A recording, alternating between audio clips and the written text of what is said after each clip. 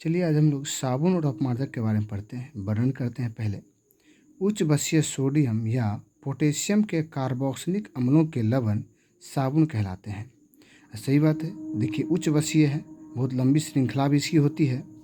ये तेल या वसा के तनु NaOH या KOH द्वारा जल अपघटन करते हैं। इस क्रिया से साबुन का निर्माण होता है। रासायनिक अभिक्रिया के बारे में जानेंगे। इसमें देखते हैं कि एक लंबी श्रृंखला है कार्बनिक हाइड्रोजन का, इसे हम बसा कहते हैं। इस पूरे यौगिक को हम लोग बसा कहते हैं।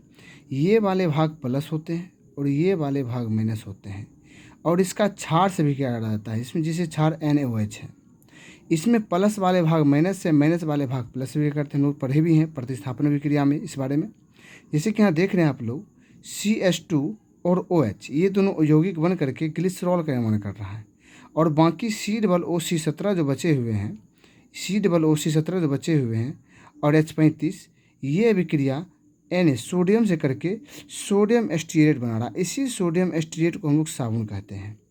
ठीक, साबुन की अणु की संरचना के बारे में पढ़ेंगे।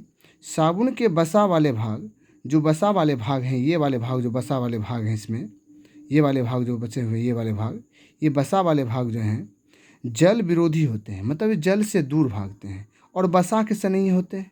बसा की ओर जाना चाहते हैं, बसा के साथ रहना पसंद करते हैं। ये जल से बहुत अच्छे संबंध हैं इनके साथ। शेष भाग जो सोडियम वाला भाग है वो जल से नहीं होते हैं, वे बसा से दूर भागते हैं। वे बसा की ओर नहीं जाना चाहते हैं, ये जल की ओर से नहीं होते हैं और इसी कारण से मिसेल का निर्माण होता है। जैसे कोई वसा है, जैसे कोई कपड़ा में कोई गंदगी लग जाए, तेल की मात्रा बढ़ जाए, वे बसा कहलाते हैं और बसा हमेशा बसा की ओर जाना चाहते हैं।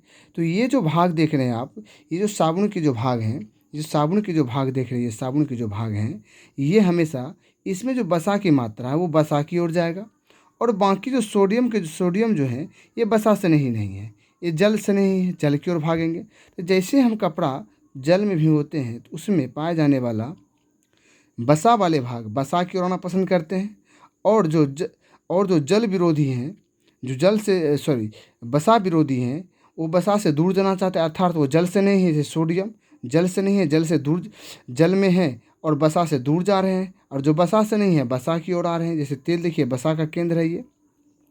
इसी कारण से झाग उत्पन्न होता है। इसी को हम लोग मिसेल कहते हैं। मिसेल में झाग होता है और झाग को इमल्सन भी कहते हैं हम लोग। जैसे यहाँ देख सकते हैं ये वाले भाग जो देख रहे हैं आप लोग, जो बनाया गया है, ये चिन्ह जो देख रहे हैं इसमें बनाया गया जो है, इधर देख रहे हैं पुच्छ की ओर Na सोडियम है और सोडियम के पहले वाले भाग जो बसा है वो जल विरोधी है, उसे बसा कहते हैं और ये जल से नहीं है। जो जल से नहीं करते, जल की ओर मिलना पसंद करते हैं। इसी कारण से कपड़े जो है जल्दी साफ़ हो जाते हैं।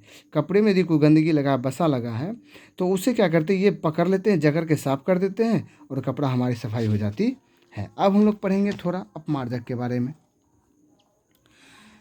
कठोर जल में साबुन का प्रयोग नहीं करते हैं क्योंकि कठोर जल में Mg और Ca की मात्रा पाई जाती है, मतलब मैग्नीशियम और कैल्शियम की मात्रा पाई जाती है और कठोर जल में इसी के कारण से हम लोग साबुन का प्रयोग नहीं कर सकते। इसके लिए हमको अपमार्जक का प्रयोग करना होता है। अपमार्जक लंबी श्रृंखला वाले कार्बोक्सिलिक अम्लों के अमोनियम या सल्फोनिक लवण अपमार्जक कहलाते हैं। फिर समझिए, लंबी श्रृंखला वाले कार्बोक्सिलिक अम्लों के अमोनियम या सल्फोनिक लवण अपमार्जक कहलाते हैं। अपमार्जक की लंबी हाइड्रोकार्बन श्रृंखला का निर्माण पेट्रोलियम से किया जाता है। हालांकि इसके आगे इसका कोई अभी तक वर्णन नहीं किया गया, ना पूछा गया एग्जाम में है।